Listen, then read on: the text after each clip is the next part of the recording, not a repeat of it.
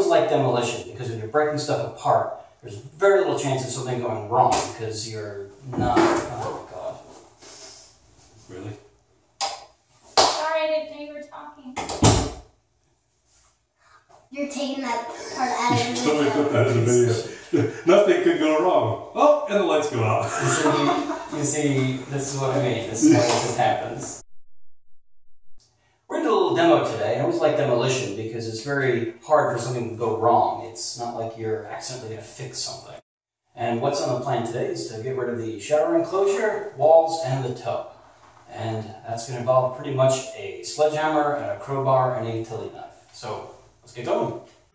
Removing some screws that hold the frame together, and when you take off that top rail, we can remove the door and some of the other parts of the frame. There's some rubber that gets removed, and then the glass panels can slide out.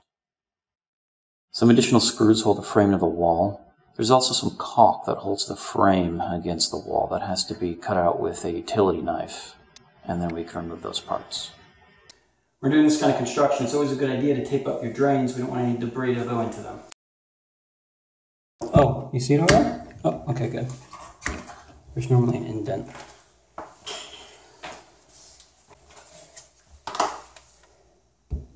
Alright, now we don't want... Oh. So what I was about to tell my overly enthusiastic neighbor today is that you don't want to just unscrew that screw without holding the handle, because it will turn on the valve.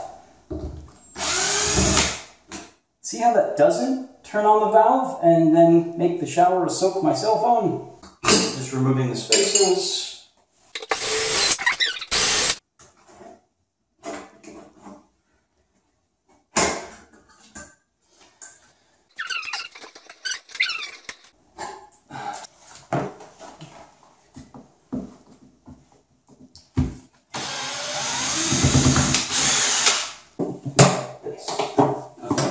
So that'll go there.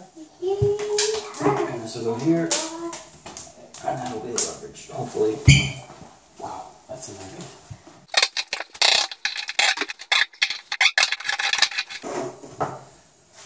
Ew! Yep. Gross, Mommy. Oh, it's out. Let me get to touch it because she did it. Now, whenever you're in an enclosed space, and you're going to be hitting metal on metal, you're definitely going to want hearing protection because it's going to be loud.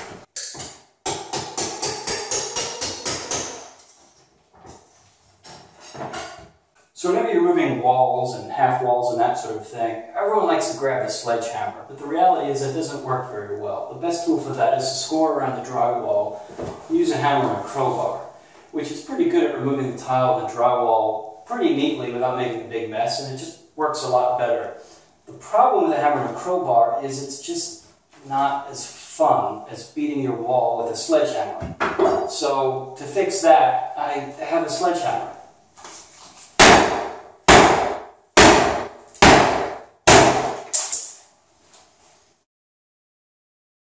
That's a good way to get it started. We'll do the rest with the crowbar.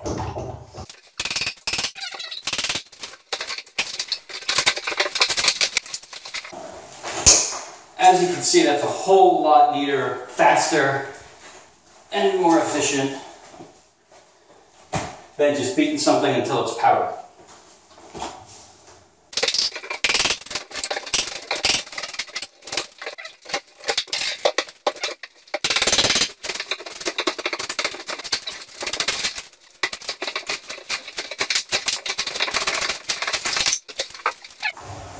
The carpet right here.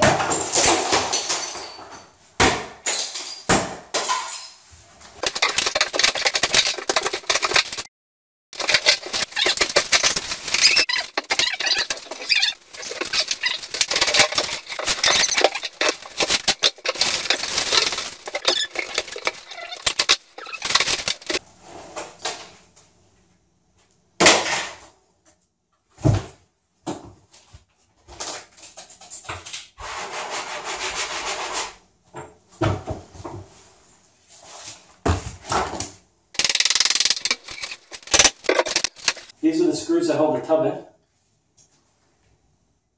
Just through this little lip, and the tile goes over it. You alright? Yeah, I got it. Oh, fiberglass? Fabulous. One of those. Okay, yeah, you should use gloves on fiberglass. And you can put gloves on later. Just pick it up for now.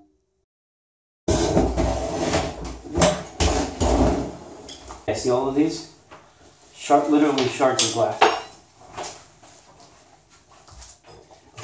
So to get the tile up off of the slab, I'm going to use a small air chisel. These things make quick work of removing tile, but as you use it, it kicks out air. And when you're breaking up tile and have dust and have air spewing out, it's going to create a big dust cloud of very nasty stuff. So now's the time to use a really good dust mask. You're definitely going to want to put this on when you're working on it. Here, you can use that one.